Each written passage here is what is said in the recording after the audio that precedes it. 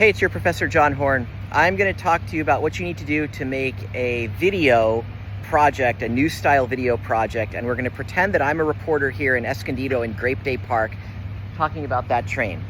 And now what you need is to go get video, and you need enough video to cover your voiceover. So now I am going to show you some clips of how to do that and the kind of shots that you need. Think about wide, medium, tight. So I'm going to hold the shot for about 5 to 7 seconds, just so I have enough to voice over it. Here's a pan of the train.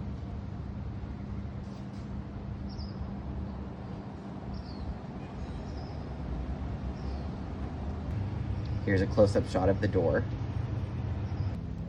Here's a cool shot of the train tracks. Now the other thing I need to do is get a sound bite. So let's see who we can talk to. So as you can see, there's nobody around this old station, but I still need to get an interview.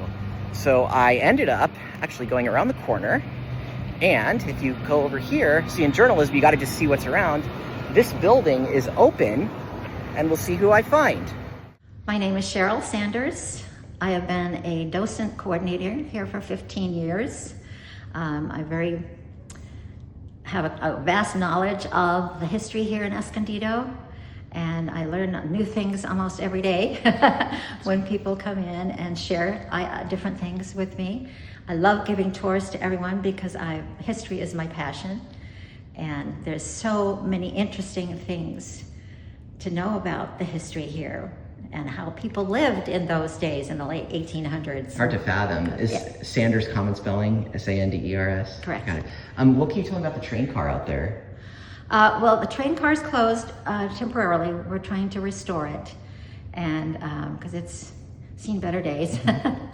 But it does have some interesting things inside. Some of the old seats are there, the reversible seats. Yeah. And in the back is a post office. Wow. So it's pretty interesting to go and check it out. Is there a timeline for when it could reopen? We don't have that as yet. It has to be worked out with the city, and we're working on that. So Awesome. hopefully really soon. Awesome. What's your favorite thing about being here? The people, all the visitors that come in.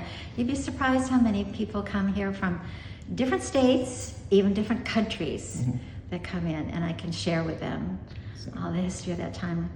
And I try to teach the children about SOS on the telegraph. Oh yeah, I'm sure they'd love that. Yes. That's cool.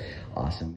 So I changed my shirt to look a little more presentable on camera. But the big deal here is I came here not knowing anything, and now I got an interview with a real person who knew a lot of stuff and got me up to speed and gave me reportable information. And I'm going to use that to put together a news story with a stand-up intro, a voiceover, a soundbite from her, and a stand-up outro. So let's do the intro. And instead of just standing in front of the train like a statue, I'm going to bring you into the story.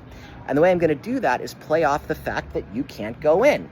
So let's start with that and see how I do it. This historic train has been sitting in Grape Day Park in Escondido for years. You can go right up to it and pull the door handle, but you can't go in. The train car has been closed for quite some time because it needs to be restored. Still, it has original equipment such as reversible seats and even a post office. Train Museum docent Cheryl Sanders says the timeline has to be worked out with the city, but that she can't wait for people to get back inside. I love giving tours to everyone because history is my passion, and there's so many interesting things to know about the history here and how people lived in those days in the late 1800s. I reached out to the city of Escondido to get an update on the timeline. I'll keep you posted as to when I hear back, and visit our website for the latest updates. From Escondido, this is John Horn with Mesa College News. So I hope you saw the evolution in that. I came here, I didn't know anything about this train. I was curious. I shot some video. I went into the museum. I met the docent. I got an interview. She gave me what was going on, got me up to speed, gave me a little background, and now I have all the elements I need for a little news story, which I just put together using the Instagram app. I hope you found that helpful. Thanks for watching.